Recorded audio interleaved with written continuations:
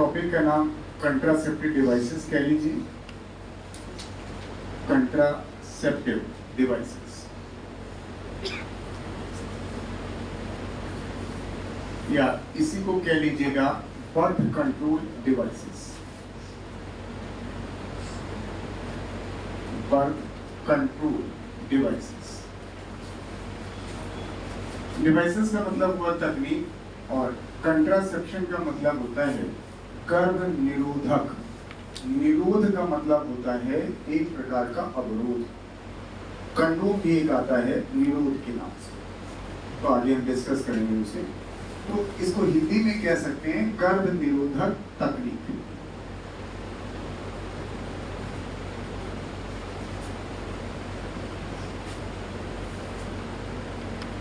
या उपाय। तो इसमें दो हिस्से हैं इस टॉपिक में। एक पहला बहुत छोटा सा टर्म है, तो कंट्रासेप्टिव डिवाइस जो है वो आइडियल होनी चाहिए, आदर्श होनी चाहिए।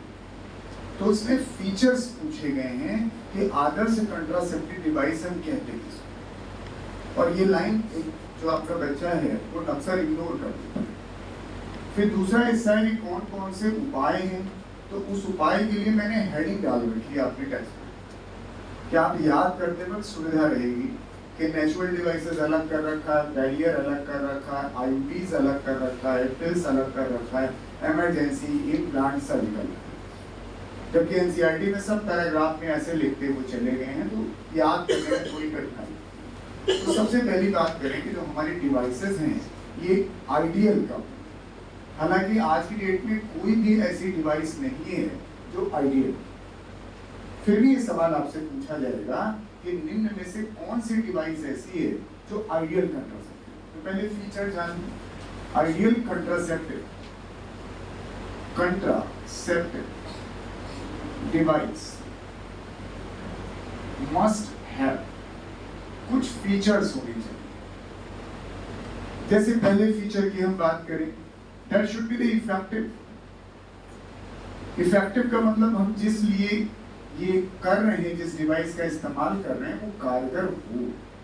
भाई हम ये चाहते हैं कि हम सेक्स तो करें लेकिन बच्चा ना हो, तो वही इफिकेसी होनी चाहिए। जैसे फॉर एग्जाम्पल हमने कंडोम का इस्तेमाल किया या कॉपर टी का इस्तेमाल किया, सेक्स किया और बच्चा हो गया, तो इसका मतलब इफिकेसी खराब है उसकी।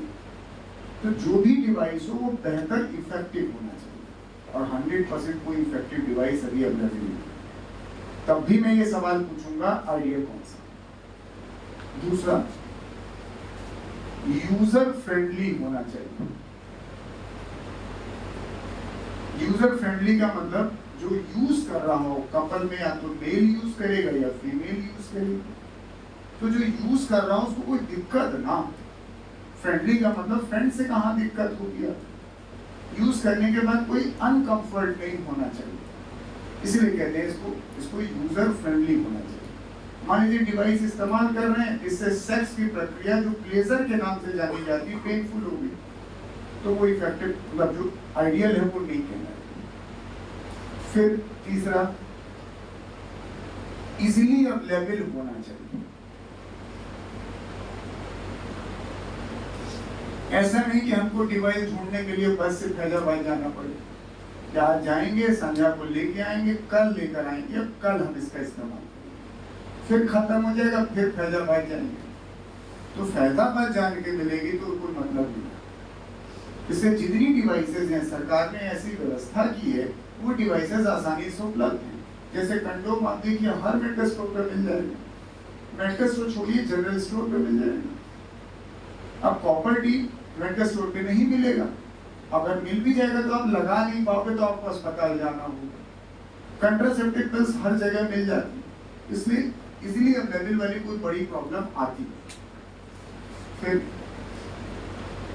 रिवर्सिबल होना चाहिए। रिवर्सिबल का मतलब ये होता है कि हम इस डिवाइस का इस्तेमाल इसलिए करते हैं कि हमें इतने समय तक बच्चा नहीं चाहिए। क्योंकि मान लीजिए कोई कपल आके कहता है कि सर हमारी अभी नई नई शादी हुई है, लेकिन हम लोग चाहते हैं कि अगले 2 साल तक बच्चा ना हो। अगर उसने ये कहा कि अगले 2 साल तक बच्चा ना हो, इसका मतलब वो ये कह रहा है कि 2 साल के बाद बच्चा चाहिए।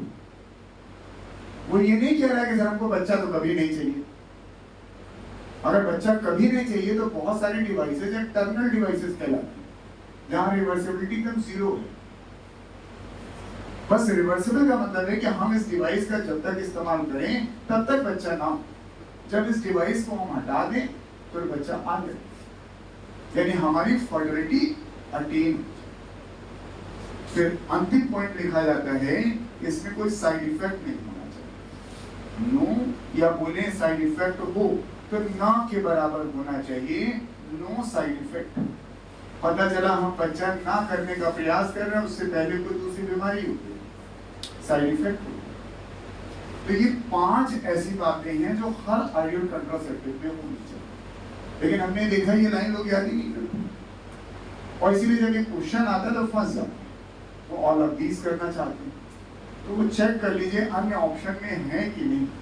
इफेक्टिव होना चाहिए, यूजर फ्रेंडली होना चाहिए, इजीली अवेलेबल होना चाहिए, reversible and no side effect. लेकिन एनसीईआरटी ने इसको लिखने के बाद एक लाइन और लिखी है, लेकिन वो लाइन कोई अलग से लाइन नहीं है, वो इसी लाइन का एक्सप्लेनेशन है कि जब हम इस डिवाइस का इस्तेमाल करें तो डिवाइस का इस्तेमाल करने के बाद हमारी सेक्सुअल डिजायर, हमारी सेक्सुअल एक्टिविटी कभी प्रभावित नहीं होनी चाहिए, क्योंकि सेक्स, बार बार कह रहा हूं, एक नेचुरल डिमांड है, हमारी नेचुरल जरूरत है।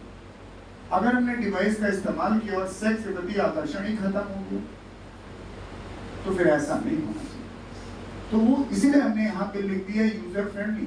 लेकिन अगर इसको थोड़ा एलोबरेट कर दें तो कह सकते हैं इट शुड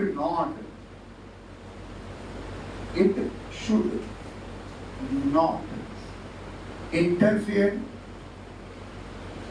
सेक्सुअल एक्टिविटी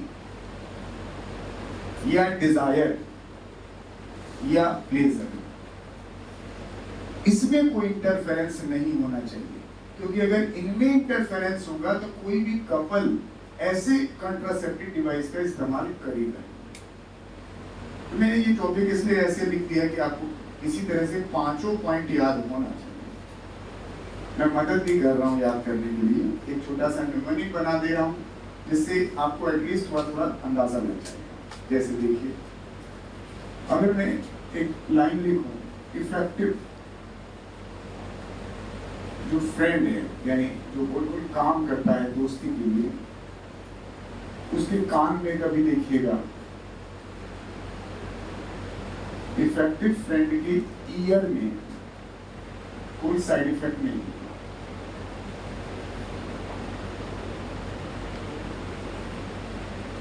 और आप सोचोगे फ्रेंड है तो कान में काहे देखी, लेकिन वो ऐसे ही पढ़ पाया। अब जोड़ लीजिए सारे पॉइंट। इफेक्टिव तो आपको साफ साफ दिख ही रहा है कि हमारा कंट्रासेप्टिव डिवाइस इफेक्टिव होना चाहिए। फ्रेंड भी आपको समझ में आ रहा होगा, फ्रेंडली होना चाहिए, यूजर फ्रेंडली, जो इस्तेमाल कर रहा हो वो कोई तकलीफ ना दे उसको।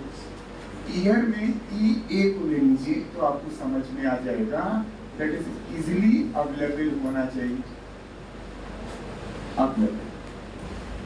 आर में दैट इज रिवर्सिबल होना चाहिए, और नो साइड इफेक्ट तो आपको दिख ही रहा हो। फिर मैंने इससे लिखा कि मैंने इस क्वेश्चन में गलतियां पाई। वो बच्चा 5 याद नहीं करता, हमेशा 2-3 बोलता है, 5 नहीं। और ये वाले को हम नया पॉइंट मानते नहीं हैं, क्योंकि कह रहा हूं कि हमारे पास जो ये अगला पॉइंट लिखा है लास्ट में, ये वास्तव में यूजर फ्रेंडली है।